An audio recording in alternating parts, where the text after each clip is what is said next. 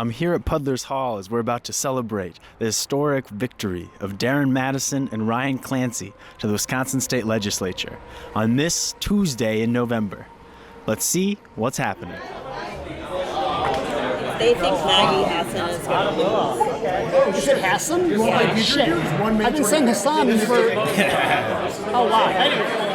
I'd say it's pretty damn exciting, you know? Taking a stand and saying exactly what they believe in.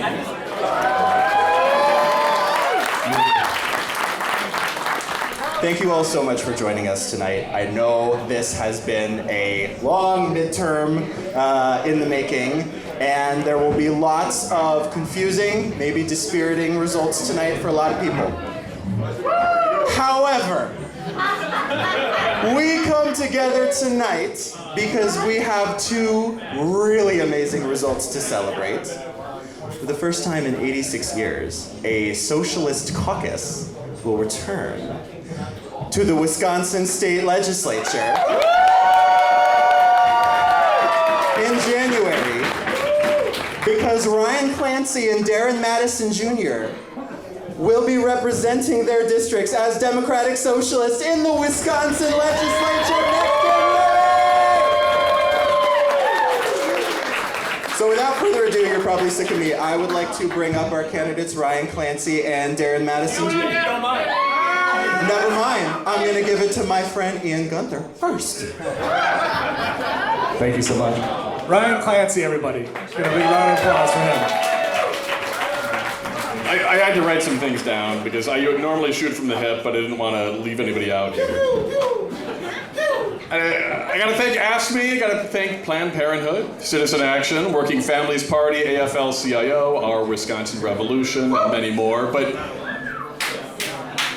most of all, I want to thank DSA National and Milwaukee DSA.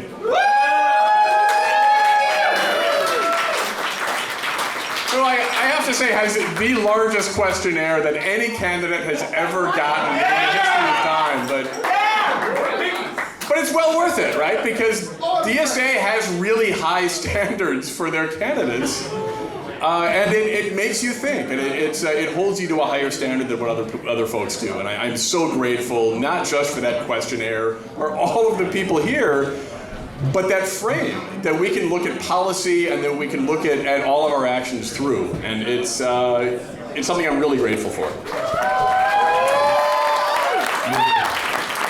And I know that Darrin and I are both so incredibly grateful to each and every one of you, because the only reason that I was unopposed, and the only reason that Darrin blew his opponent out of the water by how many points? Well, I don't know the point margin, but the votes was 1,447. 1,447!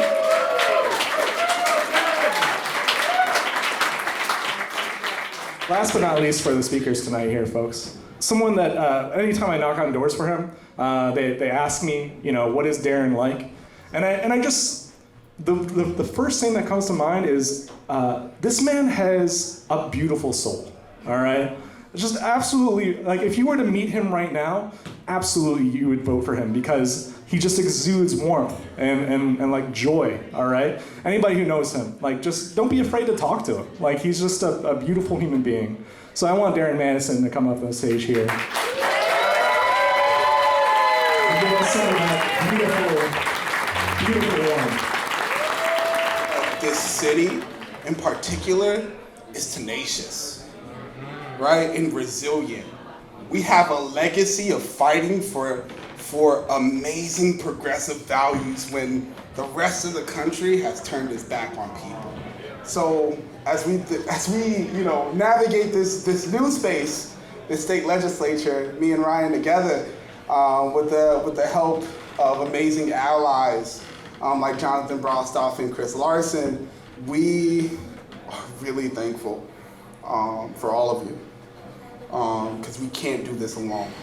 There'll be a consistent wave of folks who will bombard us and hate us and consistently try and push us down and divide us.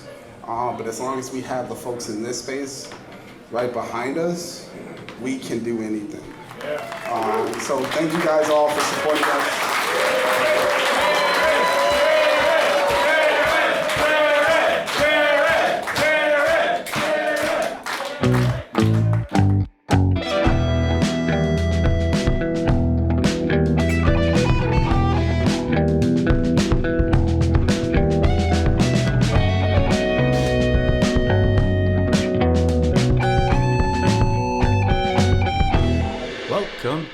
Cream City Social, everyone. Hope you enjoyed that election recap we all just listened to. Funnily enough, that was my first project for my journalism/podcasting class I'm taking at UWM. We were given the assignment to capture an event, set a scene, and then capture that excitement. And let me tell you, it was pretty easy capturing that excitement. There was so much of it in that room. So much work that went into these campaigns. So much work and sacrifice from the candidates themselves and everybody in the room that you heard from to make this possible. And it's historic. You heard Eric say, this is the first time in 86 years there is a socialist caucus in the Wisconsin State Legislature. Think about that. That is 86 years. That's almost 100 years. That is 1930s and the last time that we had people who actually represented us in the legislature. How cool is that? And to add a little spice to it, I learned last night that Ryan and Darrin, their 2 seats, give the Democrats a non-veto proof minority in the legislature. That means that if Darrin and Ryan are ever not there, or they disagree with the direction that the Democrats are going, they have the power to influence the Democrats. And that is kind of what DSA is all about. Keep trying and put yourself in positions to make change. You never know what positive good you can do until you're in the situation. So, let's continue to support Ryan and Darrin as they make their way to the legislature and fight with all they've got for their districts, for Milwaukee, for Wisconsin, for just regular people. So I hope you guys enjoyed that. I had a pretty good time putting it together. And in that same vein, DSA has just announced that they are endorsing 2 more candidates in their spring campaigns. The first is Sam Harshner, who's running for the Village of Shorewood trustee position on their board of trustees, and Missy Zomber, who just had a campaign kickoff event last night for her citywide race for the Milwaukee Public Schools School Board. You'll be hearing from them in the next couple weeks on here, so stay tuned to learn how they're going to bring positive change to our city and how you can get involved, because everybody needs a little human power. All right, what else do we have to talk about? I should introduce our conversation that we're having today. You get to talk to Phil Rocco, who is first and foremost, at least on this podcast, a DSA member, but he's also an associate professor at Marquette in political science and knows the government and how power works inside and out. And he's also a very accomplished podcaster in his own right. He started or co-hosted or helped get off the ground a very cool podcast called Death Panel. And according to Wikipedia, it's a cult classic. I listened to a couple episodes and fell in love with the girl who hosts it immediately. Very entertaining, very fun, very humanizing, and is the perfect way to see how our healthcare system is, at certain points, a death panel.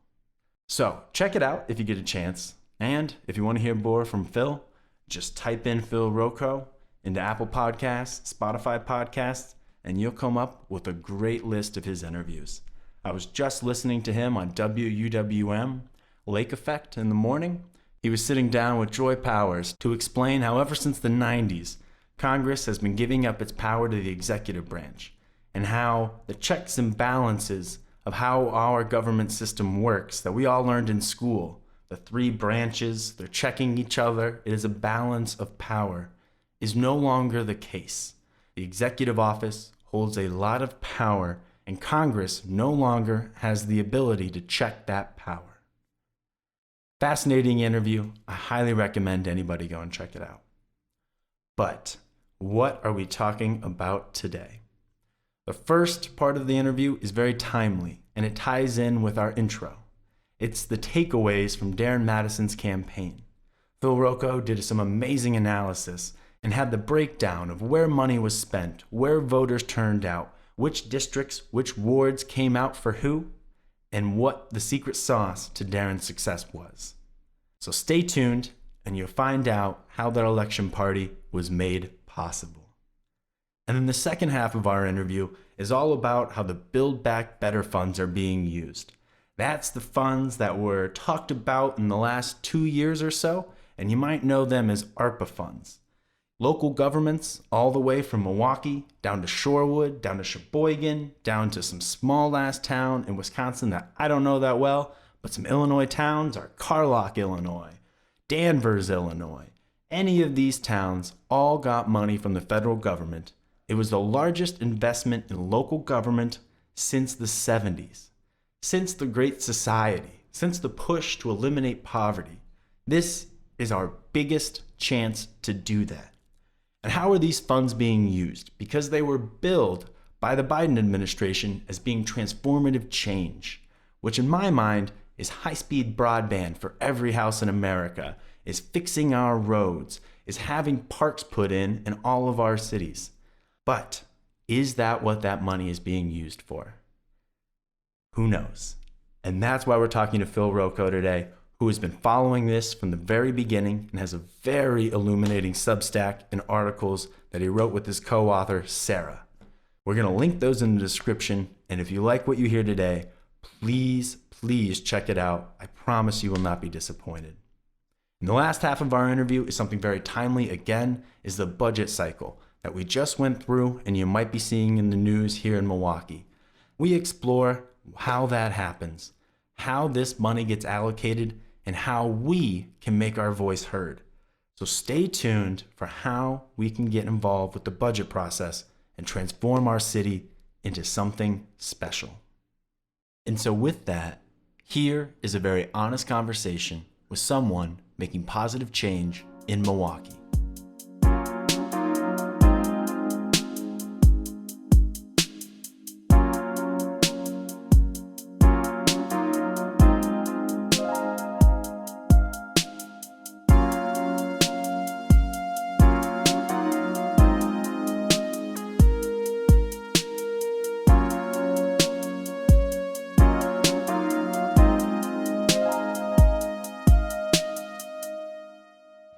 Well, welcome, Phil. Great to be with you, Will. And we're about to have a very illuminating conversation on how the largest investment in state and local governments since the 70s. In your blog, you call it a once-in-a-generational investment. And this was all part of the Build Back Better bill passed last year. The Biden administration really pushed that. And we're going to get into how that money is actually being spent now that it's been allocated, and how we're deciding where it goes. And maybe most importantly, is this the transformational change that this was sold as? But before we get into the nitty-gritty, I want to talk to you about Darrin Madison's campaign. You and Sam Harshner, who later on in the next little bit, near future, you're going to have a fun announcement coming from Sam, but you guys did a great Jacobin article about Darrin Madison's campaign, and a lot of great research went into that. Could you take us through maybe some of the takeaways that you guys got from Darrin's campaign?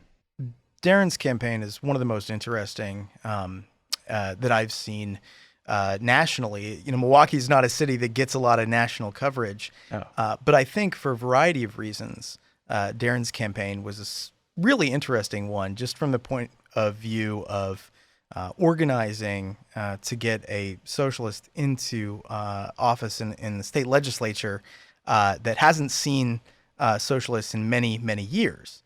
And I think the even more interesting thing was when you look at some of the odds that were up against Darrin, they were pretty astounding, right? He was running against a sitting mayor of one of the cities that had recently been included in this district.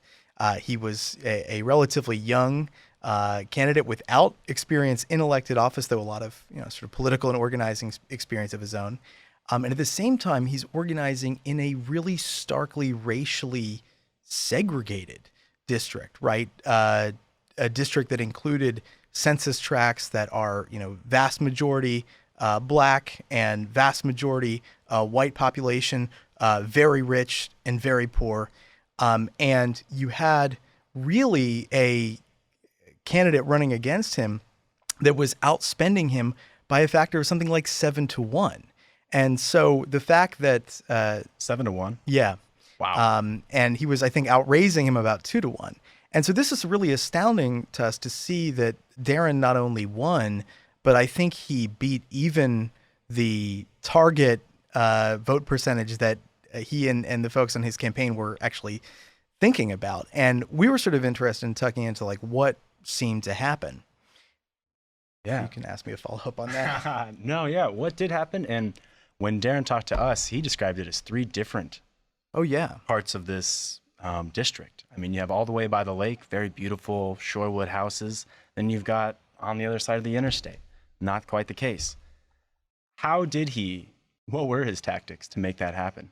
Well, I think when you look at somebody outspending you 7-1, one question you might want to ask is, one, what are they spending the money on? And 2, what are the resources as a candidate or as a sort of political coalition that you have kind of in your possession, and how does that shape the race? And when you look at Darrin's campaign, you look at a huge amount of on-the-ground organizing and canvassing, a lot of it done by DSA members, right? And DSA Electoral Working Group here really put together a series of canvases that I think were really helpful. And I think when you look at a district like this, in a race like this, a primary, voters don't often get contacted by campaigns. If they do, it's through a mailer or something that's very easy to spend money on. And that looks generic. Yeah, it's all the same talking points. There's only so many things you can say in like a little mailer, right?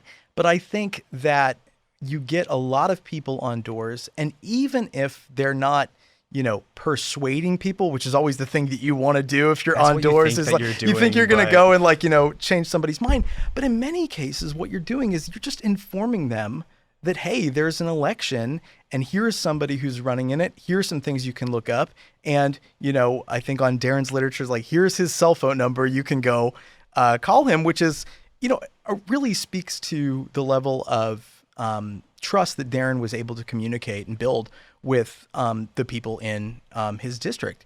And I think that when you look at turnout levels, you saw a huge turnout in Milwaukee wards relative to like what you might have expected. I mean, turnout in primary elections like this is not super great, but what you saw is Darrin was able to win overwhelmingly in a large number of wards that typically have low levels of turnout. Those are the Milwaukee wards. Oh, okay. And then he got them out to vote. By knocking on their doors. Exactly. Right. I mean, that's a really important thing. And this is a campaign where, I think a lot of people who are familiar with it were really distressed at how little coverage it received in the local press. I think there was maybe one story sort of the week before the election that had been published. But I think what you see from this is that in an environment like that, what really matters is actually going and talking to people. It's not necessarily the press, which people might not consume anyway, right? It's actually going and having real conversations with people. And you saw that in Milwaukee, where Darrin won sort of overwhelmingly in wards that are typically pretty low turnout. You also saw it in Shorewood, where I think some of the data indicates that there were people who maybe were undecided, but then ultimately those conversations were an entry point. And Darrin began talking about things that really were on the minds of these voters, issues about racial equity that are really important to progressive voters in Shorewood. And you saw some conversions there. And then if you look at Glendale, which is the third municipality in the district and the place where Darrin's opponent was currently mayor, Darrin didn't win overwhelmingly most of those wards, but he actually did eat into the mayor's vote share, in part because even though that was potentially, opponent territory, the campaign actually did organize canvases there and began talking to voters who might never have heard of Darrin Madison. It was sort of a fresh face and sort of getting them at least apprised of the idea that there was, in fact, somebody else running in this race. And so I think the big takeaway for me from this is that, one, having a good candidate matters. Darrin has a pretty extraordinary ability to build political coalitions in what I would see as a very sort of segmented district. Darrin's unique skills for doing that really shouldn't be, overlooked here. But I think what's necessary is, at the same time, a sort of coalition of people who are able to do the door-to-door, the hard work of politics, right? It's not easy to build a coalition, and it is built, one door by one door. So the sort of the line that we use in the piece is that the boundaries of Milwaukee politics are a series of doors pretending to be walls, right?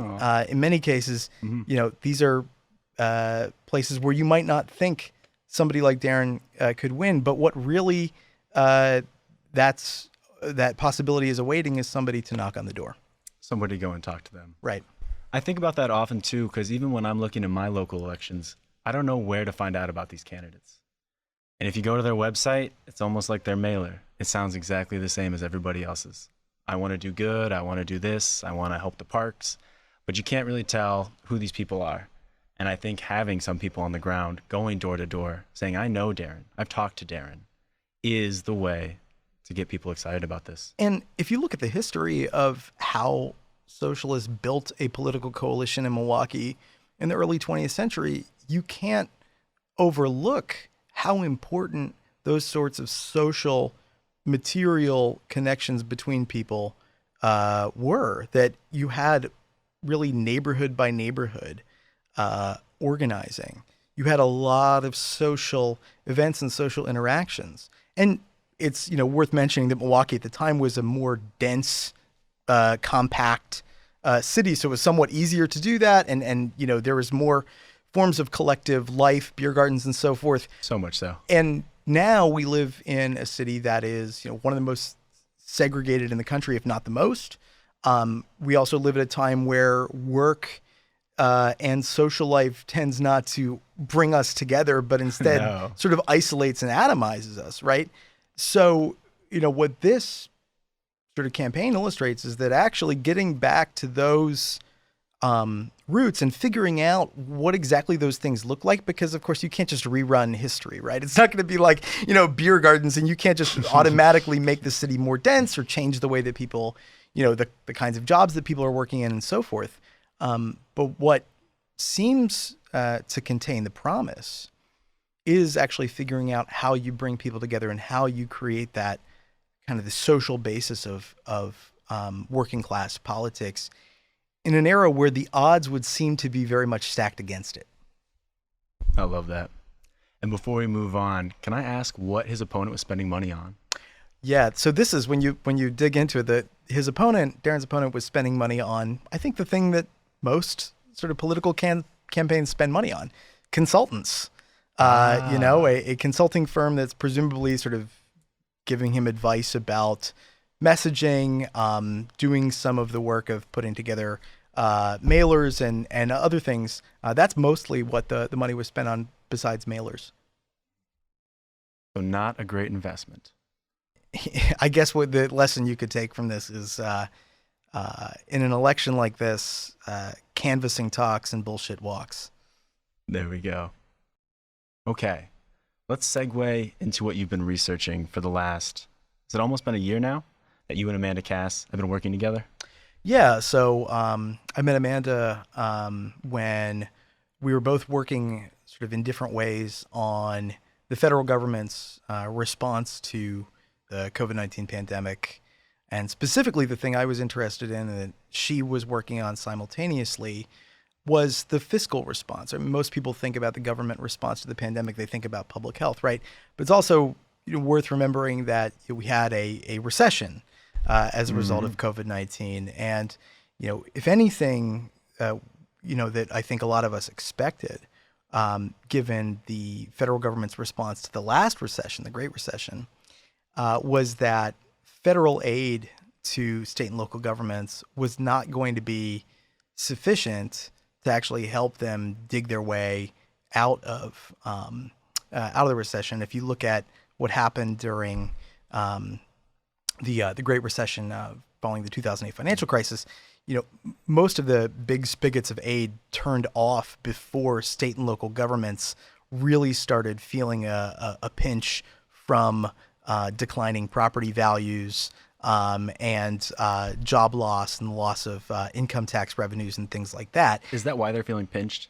Is because of the loss of the tax revenue? Well, yeah. So if you think about the the thing that makes it difficult to be a state or local government during a period of recession is your revenues are often highly cyclical, which is that they move in tandem with the economy. When the economy gets bad, your revenues get bad, right? And during the Great Recession, that was even worse because local revenues are mostly property taxes. So property values fall, you're kind of screwed. That was the basis of that recession. Exactly. But the bigger challenge that, local governments have faced in recent years is that when you have anything like a recession, state income taxes take a dive, and a lot of local revenue is derives from aid from state governments. And so if state income tax revenues are taking a dive, that adds to an already difficult situation. And the federal government has this nice, series of properties about it that makes it easier to respond to recession. For example, it has control over the money supply.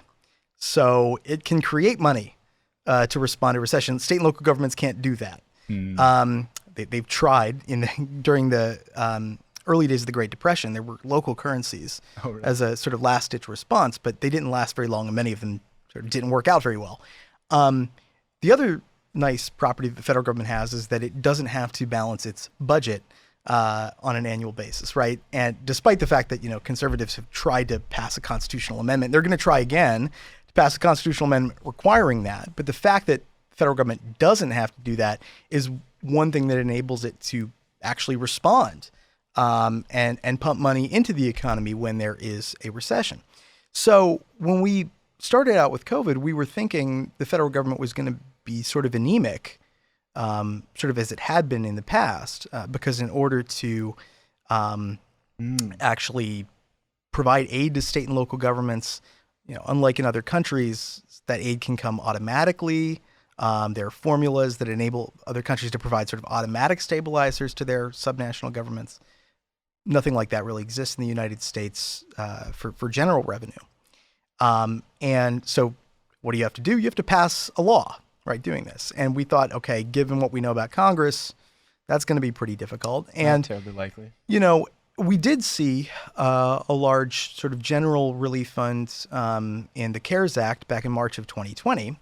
That was the first one, right? That was the first really big piece of general multi-purpose aid to state and local governments. But the challenge with that is the way that Congress designed the law and the way that the Treasury Department, who was administering it, interpreted that $150 billion was very narrowly and said, you have to be using this money, to respond to the pandemic. And the interpretation of that was very narrow. And so you had local finance officers saying, gee, can we provide money to support local businesses with this? Because is that pandemic-y enough?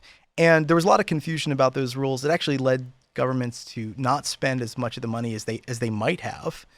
And at the same time in Congress, you had once the depths of the consumer purchasing kind of lifted with the passage of the CARES Act, a lot of the pressure was off of Congress to respond to the pandemic for a while. And so you saw the resumption of gridlock, right, for about a year. And all of these different proposals would come up, and you'd have the Gang of Six or whatever, getting together in Georgetown, to try to hammer something out, and then it wouldn't pass. So once you go back to unified government under the Democrats, you get the American Rescue Plan Act, which is this huge law with lots of different things in it. One of the things that was in it was a much more unrestricted aid program called the State and Local Fiscal Recovery Fund Program. SLFRF was the kind of annoying acronym. SLRF. Yeah, right. It's hard to pronounce. But this program had $350 billion in it, larger than any multi-purpose aid program we've seen since the 1970s. So, this is something Amanda and I started saying, wow, it's going to be really interesting to see what local and state governments do with this, because this is more money than they've received at one time, certainly in either of our lifetimes. I was going to say, can we linger on this? This is so much money. this is more money than they've ever gotten before. This was before like the Great Society. In 1972 was general revenue sharing, was when the last big investment happened. Like, this is transformative. This is one of the biggest things that's happened in the last 50 years. Yeah, in quantitative terms. Mm-hmm. In quantitative terms, it's So potentially it's the largest amount of It's money. the largest amount, Maybe not right. the most effective amount of money, and that's still to be seen in what we'll talk Yeah, about. but it it's is the but largest certainly amount. it's certainly the largest amount, which is sort of what piqued our interest. And we're really interested in thinking about, does this mean the end of austerity for state and local governments, right? State and local governments have been in this period where, the example I like to use is at the beginning of the pandemic, 2020, you had already had all of these cuts to public health departments, right? Already over the last decade, you've seen a huge round of cuts at the local level to public health departments, such that by 2020, April of 2020, in Cincinnati, the city laid off, I think, over 24 public health department staff as the pandemic was ramping up in those very early, terrifying days. And, one question that, piqued our interest was, with this level of aid, is this going to be able to really transform the kind of finances of state and local governments such that maybe something like that wouldn't happen again, right? The concept of Build Back Better is kind of a confusing term. It was the term that the Biden administration used. Yeah. Term actually has a weird history. It sort of goes back a long way to sort of global health initiatives. But the idea is that, it's not just bouncing back to the status quo where you were before the crisis happened. The concept is that somehow it's something more than that, right? But that's just a concept, right? Like, actually making that happen in practice is something else entirely. And at the same time, one thing that Amanda and I knew from our prior research is that when state and local governments had multi-purpose aid in the form of general revenue sharing, which is a program that was passed during the Nixon administration in 1972, it's not necessarily the case that money was used in ways that really transformed cities, right? And we can get into talking about sort of why that is. But the important sort of going hunch that Amanda and I had was that what was going to matter in whether or not this money was transformative was not just the amount, but who ended up participating or who had access to sort of the political structures that would decide how the money would be spent. So in other words, quantitative is really important. Like, it's a big amount of money, right? But if it's a big amount of money spent by through a sort of normal budgeting process that very few people know about or participate in, you might not expect to see especially transformative results, whatever sort of PR materials are out there. Because it's almost the same people making the decisions with this money that have got us to this place before. Exactly. And, the important thing to think about this money too is it's generally speaking unrestricted, right? You can use it on fairly large categories, anything that's sort of even like tangentially related to the pandemic, you can use it for. And so the first bill didn't have that. It was very specific. It was very restricted. This is is sort of a response to that, right? Did they take that feedback? Yeah, they did. The way that Congress designed the law was intended to be very expansive. There's only a few restrictions. You can't directly use it to supplement or refill pension funds or things like that. You can't do directly do tax cuts with it, although there's some backdoor ways kind of around that, right? But in general, it's pretty open. But the one sort of practical restriction of it is that it is one-time money. And there's sort of an informal principle that finance officers use when they advise governments about how to use one-time money, which is that if it's one-time money, the thing that you're spending on also has to essentially be one time. Now, for certain kinds of crisis aid, say a vaccination, immediate vaccination program, maybe you're hoping that will only be one time, and in any case, you need it now. So, that Immediate typically makes is something sense. that doesn't get a lot of controversy attached to it, right? But, and if there's a, sort of budget gap, that's also, presumed to be sort of one time. So again, also kind of uncontroversial. But the challenge comes in when you want to actually do something where the effects of it will be enduring, where it'll be a program that will last past the point at which you're allowed to spend the funds, which is, I think, 2026.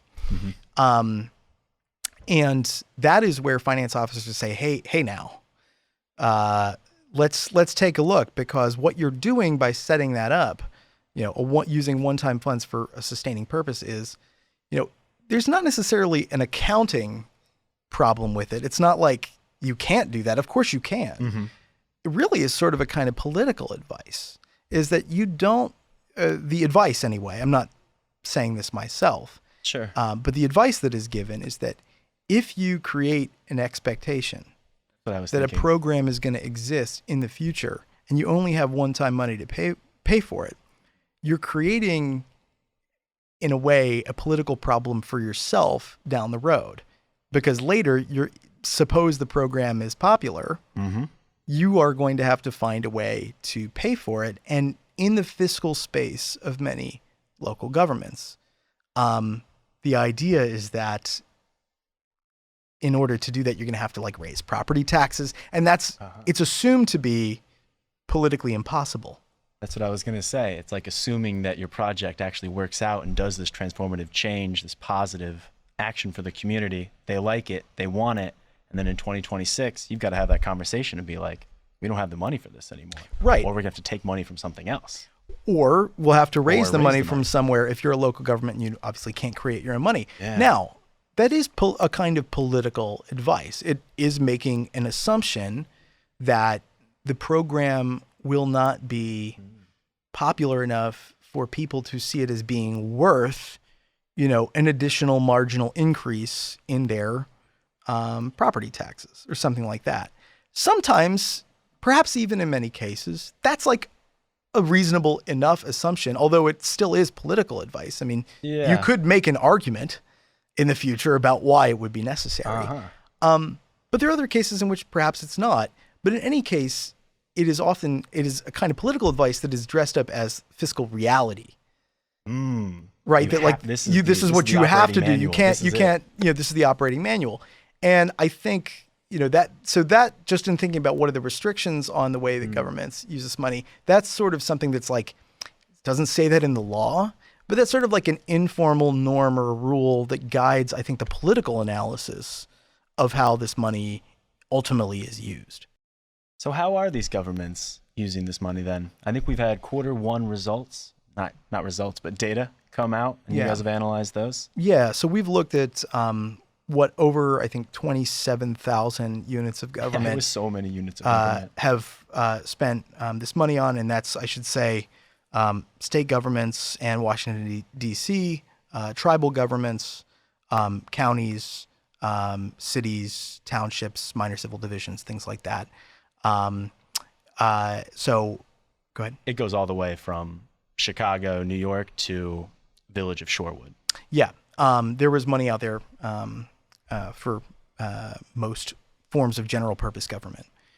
And the overarching pattern, it varies. There's obviously variations in a country as large as the United States. You're going to see variations.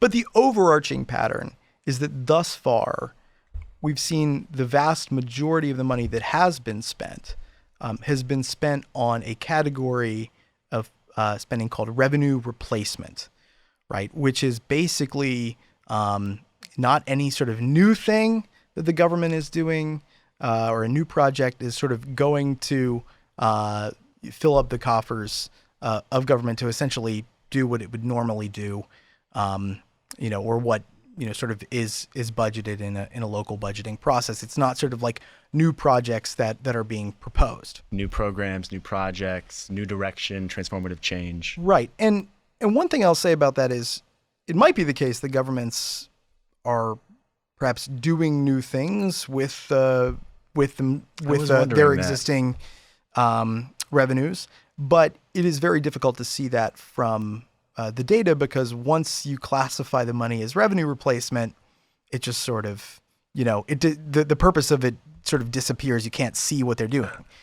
And it's one of those major 6 categories, and like 43% of the state appropriations obligations are going towards it. So almost half the money is going to this one category. And so this, in a way, isn't super surprising to us. If you look at the other things that have attracted a lot of the money thus far, it tends to be governments are spending the money first in the places where it is easiest to get the money out the door, if that makes any sense. So like there's some things that you might be spending money on that take a long time to spend the money on because you're doing something new, right? So if you create a new program, what do you have to do? You need to create a new budget line. You need to hire people or make new contracts. Those contracts have to get, reviewed by perhaps 2 sets of lawyers, and then, they have to be signed.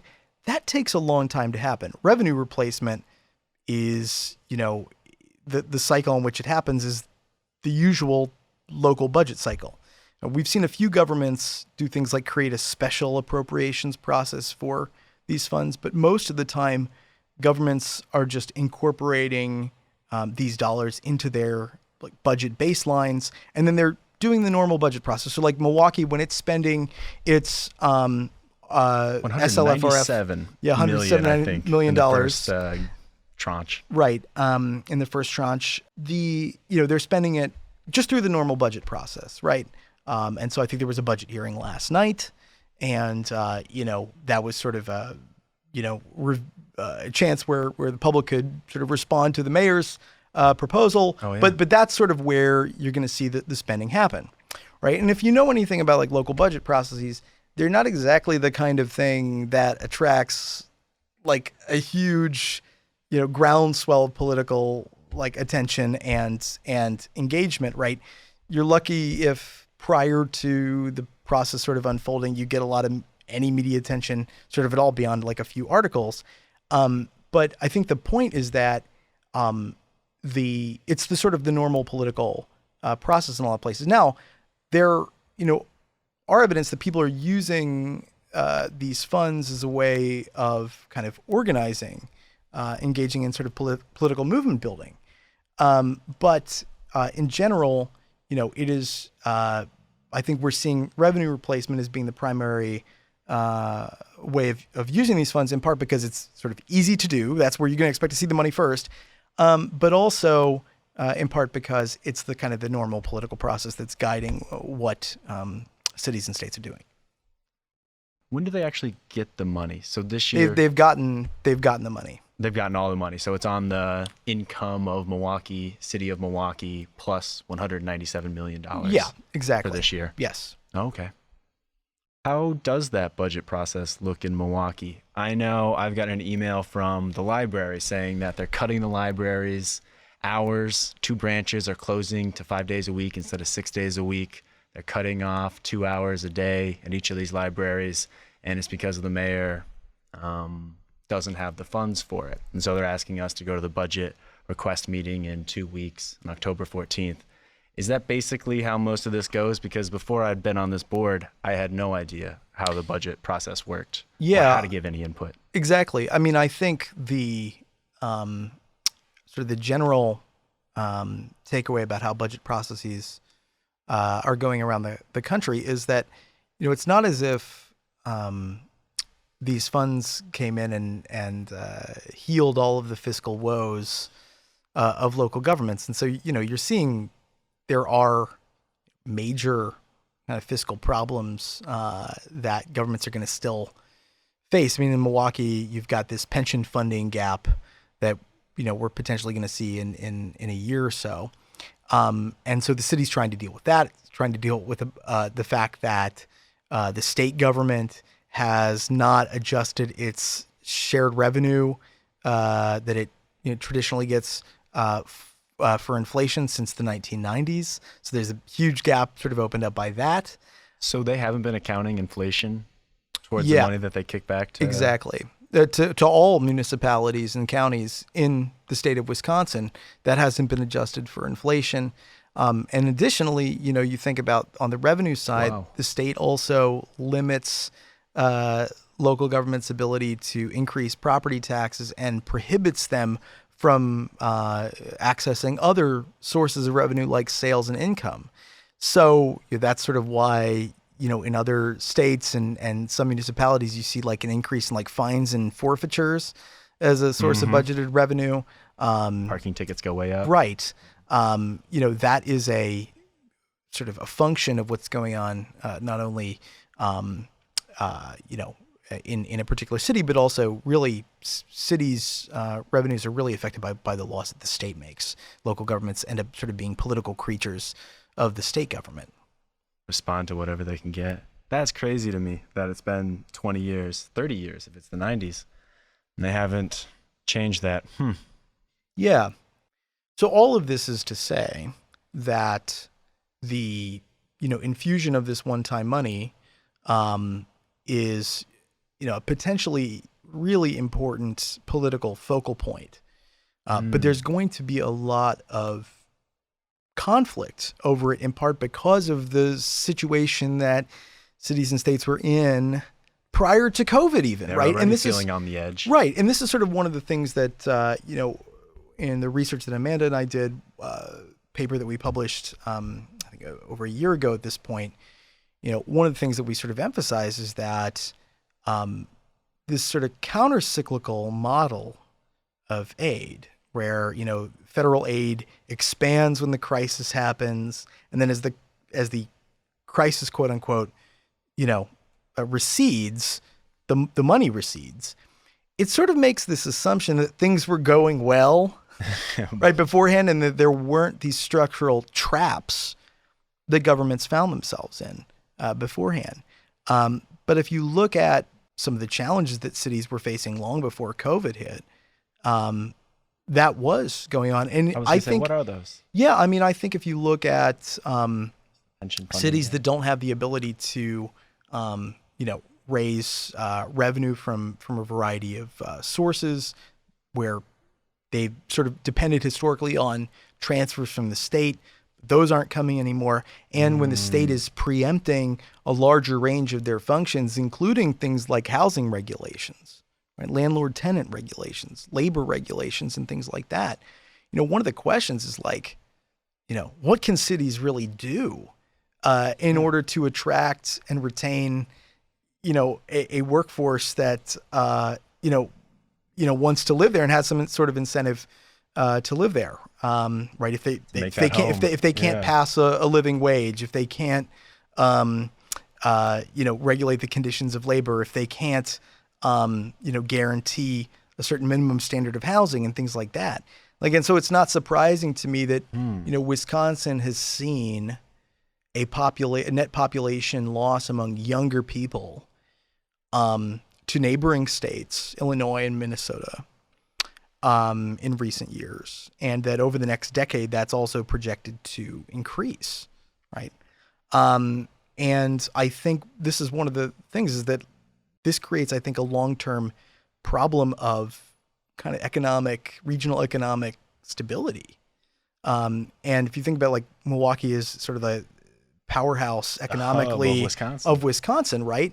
But one question is, to what extent is that, going to remain the case? And to what extent is it sort of being held back by some of these policy choices? And exactly what is the federal government's responsibility when it comes to, dealing with these sort of structural problems that state governments are actually largely responsible for creating, and imposing, and they could, with the flick of a pen, alter, right? These things, And the geographers sometimes refer to this as state rescaling. In other words, that in the sort of quote unquote neoliberal era of public policy, you've seen two major dynamics when it comes to local governments. On the one hand, the federal government has tended to withdraw its fiscal support for cities and sort of metropolitan areas. And at the same time, state governments have increasingly created a cage around cities, especially when you get a pretty rural state, and you see sort of dynamics of political lock-in, like you're seeing with the Republicans in the Wisconsin State Legislature. That legislature sort of assumes a lot of power and kind of cabins the city's ability. And so increasingly what the city is doing to sort of compete for attracting investment, cities become increasingly desperate. It kind of creates a great environment, say, if you're Foxconn, right? Because you have cities in a really desperate political position, able to play them off one another.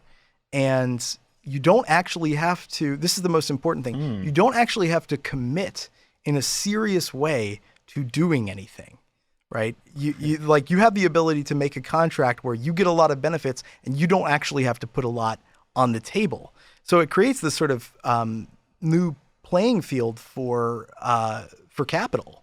That really, it reminds me of, I think, the former CEO of Citibank, the old line that capital goes where it's wanted and stays where it's well treated.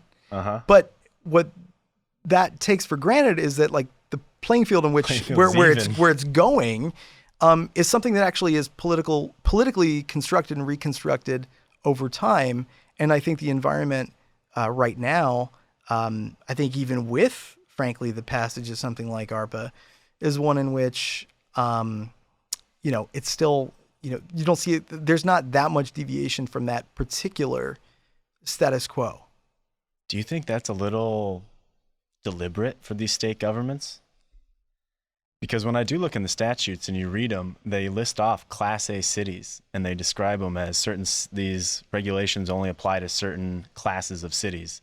And in Wisconsin, there's only one class of city in the A class, which is Milwaukee. Yeah, I mean, there's a long history in the United States. There's been some really great research published on this by Jerry Gamm at the University of Michigan and some others on bills passed by state legislatures that sort of deliberately single out their largest municipalities and punish them in part because, like, the largest municipalities are like they're great for kind of rural entrenched interests. Cities sort of function as like a political theater where you can say, like, one of every person we don't like lives in that city, and that city's like you go back to the 1920s and you see the same kind of rhetoric.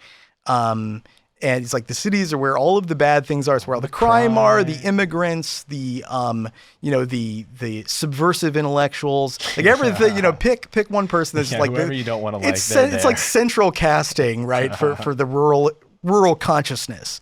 And you can find pieces of legislation where it's like deliberately picking out the cities and saying, like, no to that political development.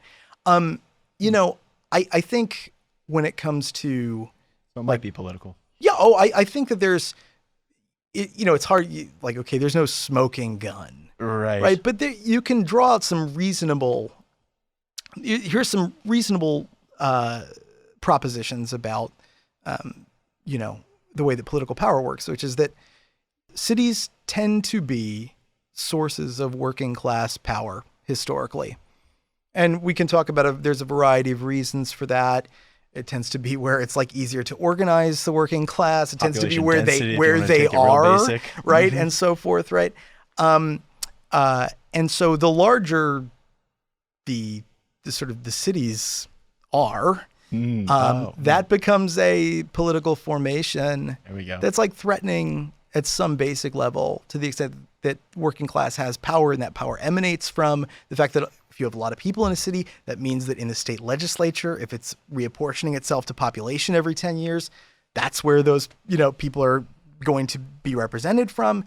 That creates at the margins a kind of political threat to capital. Yeah. And at the very least, even if people aren't thinking about this way, it creates some incentives for a party built around kind of minoritarian ideas that don't have majority support and so forth. It creates some potential incentive for them to do things that restrict not only the power of cities in terms of gerrymandering and things like that we hear about all the time, but also to frankly restrict their growth.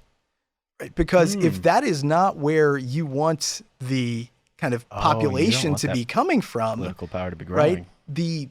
Gerrymandering might help you, right, in the moment, and the fact that the population is inefficiently distributed kind of helps you in the moment. But over time, right, ultimately what you want is a different kind of spatial formation for people to be living in. Suburbs, very helpful. People are not as sort of densely packed, harder to organize people, harder, frankly, if you've ever been on a canvas to canvas a suburb, right? I bet you need a car. But I think that reconfiguration of space is really important to the way that power works. And I think, again, there's no, it's very, very hard to like point to like, okay, there's like the smoking gun evidence, like people sitting in the room, like, rubbing their hands together and saying, aha, here's the new spatial, power formation. But you can see that there's a set of incentives there and that it tends to bear, certain these things sort of actions tend are to being bear taken out. towards those incentives. Yeah. That's wildly interesting, Phil.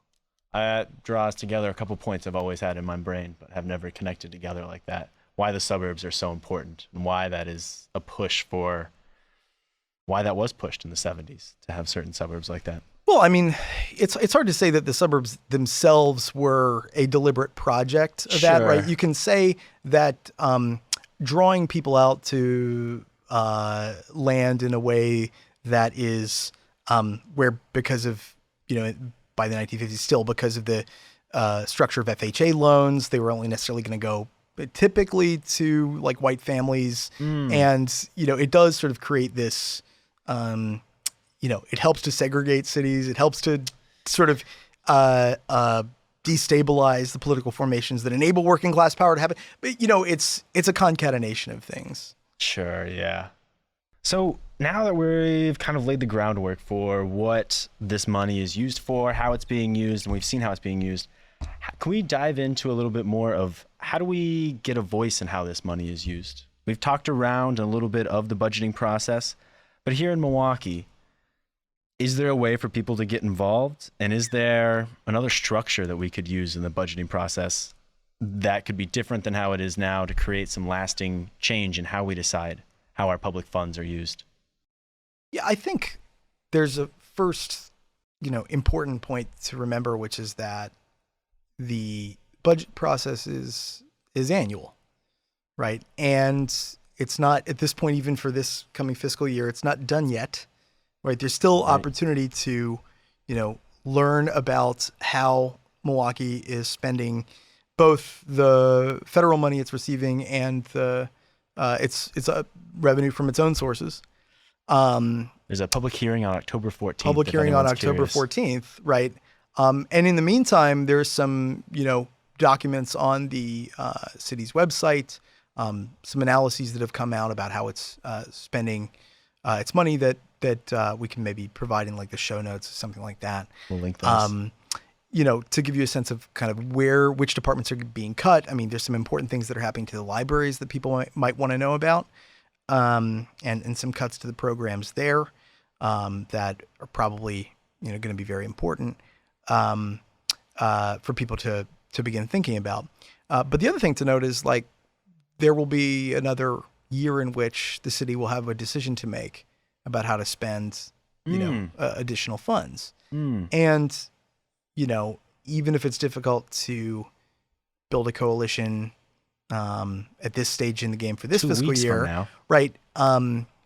It's worth thinking about over the next year. What are the things that the city should be doing, that people should be organizing around, that aren't currently happening now?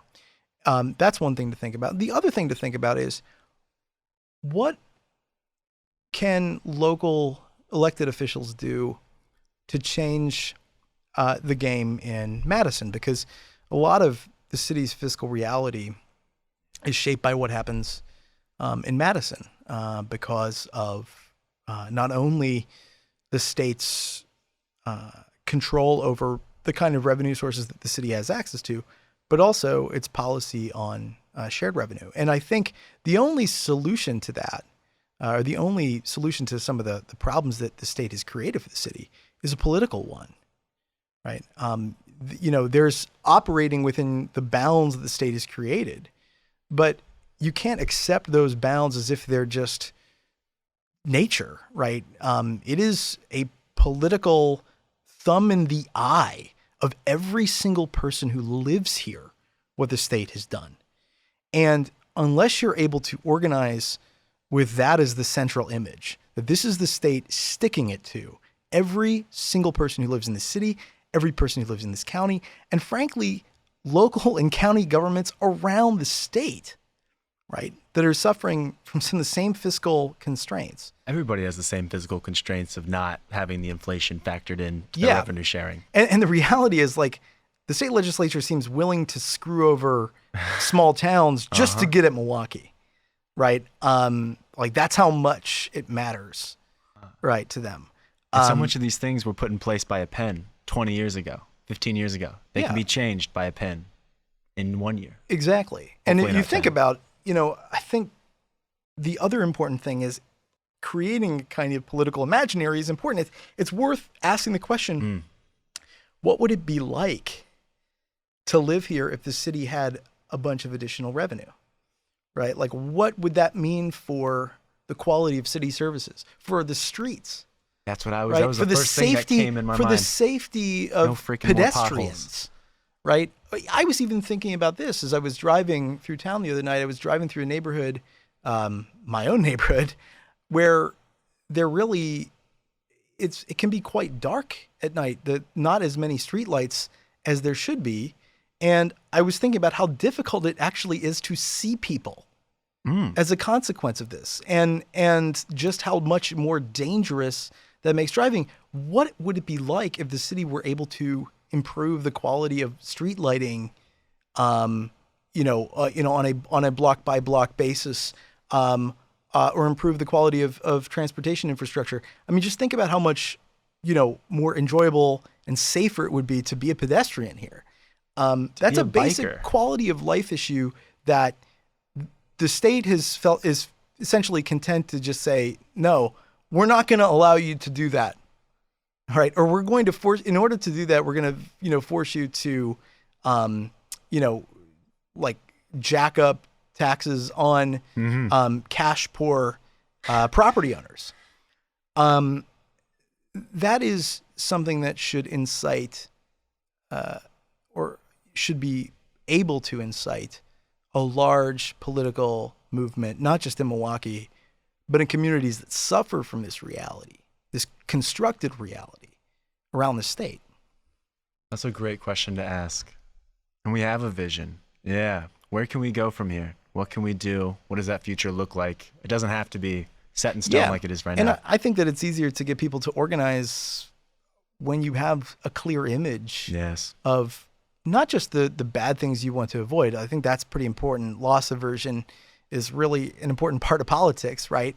Yeah, we've seen that. But at the same time, I think it's worth asking the question, like, what do we want the city to look like? To be in 5 years, to be in 15 years. And I always think about the sort of the early days of Milwaukee socialism in the 20th century, and I think actually how important recreation was to the formation of sort of socialist policy, right? Like, the idea was that, the time that you have outside of work isn't just supposed to be like, you can just like catch up on some sleep because you're so exhausted. It's like, it's also this time where you are able to engage in recreation, and recreation isn't just like hanging out. It's also like developing who you are as a person. That was really important for socialist electeds in Milwaukee back in the early 20th century. And so for them, playgrounds, beaches, parks, none of which really existed, in the same form that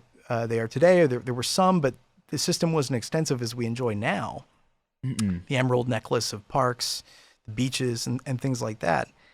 I just went to Washington Park the other day and smiled at my socialist history. I was like, oh my God, Whitnall's so beautiful. It's so big, gigantic. Yeah. An opera dome in the front side so you can have outdoor concerts. What just a special time. But, you know, if you think about it, that was something that had to be fought for really aggressively. I mean, there were these private parks at the time. Oh, really? Yeah, you had. Oh, this is like Schlitz Park. Yeah, and so like, their breweries owned parks, right? on the lakefront. But they actually beautiful did pictures. charge you to get in. Yeah. Right, and the charge they would say is because they had like a band in the park or something like that. But really, you'd get charged twice because you'd have to take the streetcar to get there, and that was sort of owned by a private utility that they had shares in. So they collect from you that way, and then you'd pay for the park, right? And you know, the sort of the program of Milwaukee Socialists was really emphasizing that, like, you shouldn't have to pay to engage in recreation, and that a lot of the kind of like maladies of the day were in part because people didn't have a place to hang out and enjoy one another's company, including kids, right? I think this is a really important part about the building of the schoolhouses. It's also about building playgrounds, building places where kids could go so they didn't have to like play ball in the street. So Sure. I think the fact that like we have all these great like parks and beaches here, it's not like an accident. It was a really big part of a program to ask the question of, what do we want this city to be like? Who do we want the city to be for? And what do we think their rights are to a good life in the city? Like, that vision, I think, is really important to have to organize around. Well, Phil, we're going to have you back in 6 months, and I expect a 5-year plan. Full color illustration. It will be in a binder. It'll be laminated. Please laminate that for us. Yes. No, but I think that's the exact right question. I think that's the right question DSA should be asking. I think that's the question that every citizen in Milwaukee should be asking. Who do we want this to be for? And what can this future look like? Exactly. All right. Thank you so much for coming, Phil. Great to be with you, Will.